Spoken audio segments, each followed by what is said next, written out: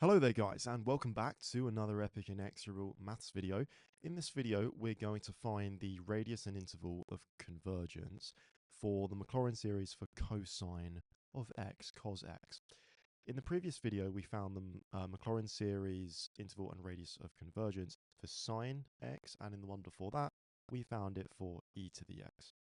So we're going to do what we did previously. If you're not familiar with how we're going to do this, then please check out those previous two videos. Link to both will be in the description. But the first thing we're going to do is we're going to write the Maclaurin series for cos x as a power series.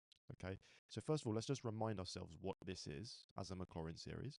So the Maclaurin series for cos x is as follows. 1 minus x squared over 2 factorial plus x to the power of 4 over 4 factorial minus x to the power of 6 over 6 factorial, and so on and so forth forever. So the pattern is it's all of the even powers of x divided by the even factorials, and we're also alternating between pluses and minuses there as well.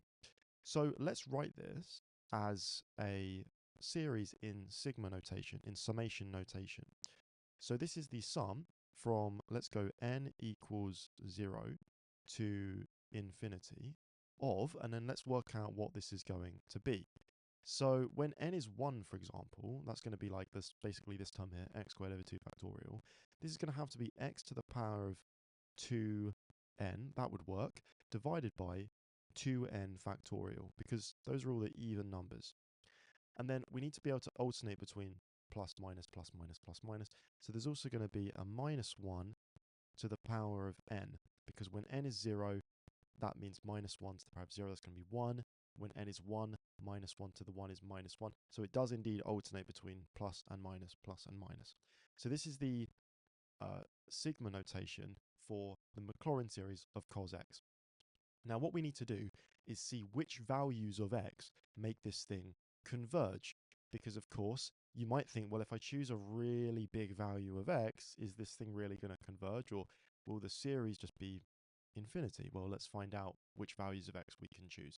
So the way that we do this is, as always, we're going to use the ratio test. It's pretty much the best one to do in a situation like this.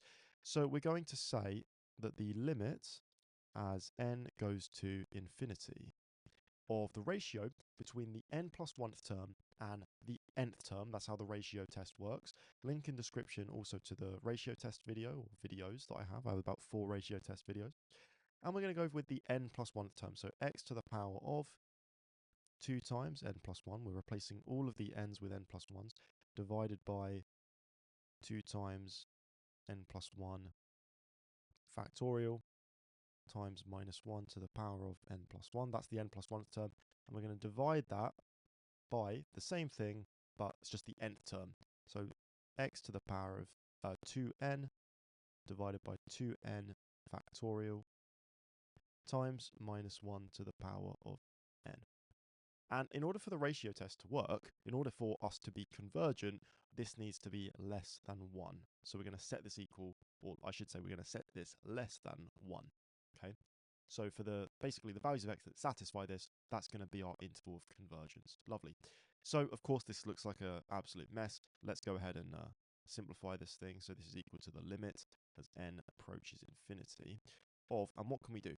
Well, let's just simplify the numerator a little bit here, because this is pretty grim. So let's go x to the power of 2n plus 2 divided by 2n plus 2 factorial times minus 1 to the n plus 1 divided by the same thing, x to the power of 2n divided by 2n factorial times minus 1 to the power of n. This thing still needs to be less than 1. Okay, so at this point it is pretty much just algebra. It's just a bunch of rearranging, dealing with pretty gross fractions. We keep going. We're going to take the limit as n goes to infinity once again. And at this point we can kind of do a bit of simplifying. So you've got to be really, really happy with your fractions, stuff like that, in order for this to work. X to the 2n and x to the 2n, they're going to cancel out here. Let's just start with that.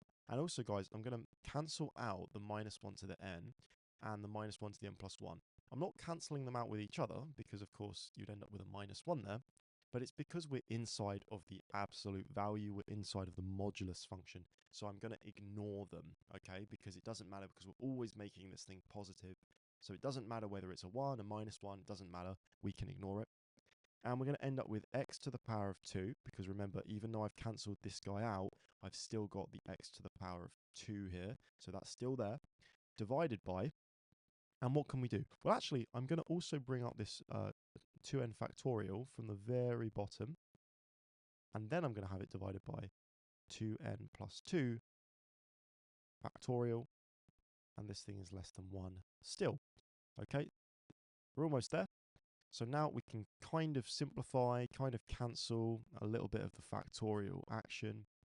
So x squared 2n factorial, and I'm going to write the denominator as 2n times 2, or I'm going to actually go 2n plus 2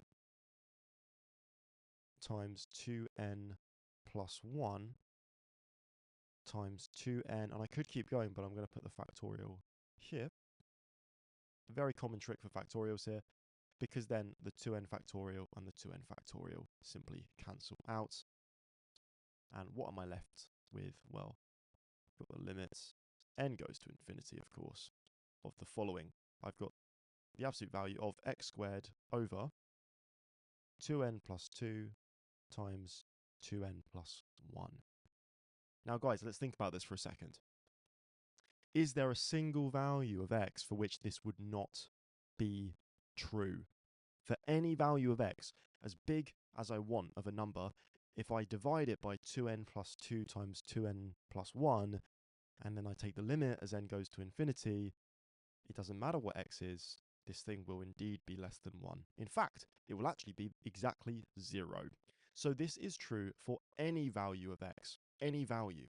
That means that we can say, I'm going to write that down as well, this is true for all n, or all x, sorry, technically in the complex numbers as well, but let's just deal with the real numbers here. All x in the real numbers.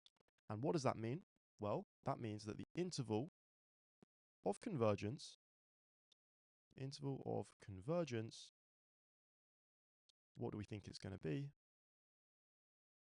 That's going to be x is just between minus infinity and infinity. And we can write that like this. X is in the interval between minus infinity and infinity. So in other words, for any value of x, this thing will converge. Isn't that lovely? We can choose any value, and the Maclaurin series for cosine x is indeed convergent, even if x was like 1 billion or something like that. And of course, that means the radius of convergence,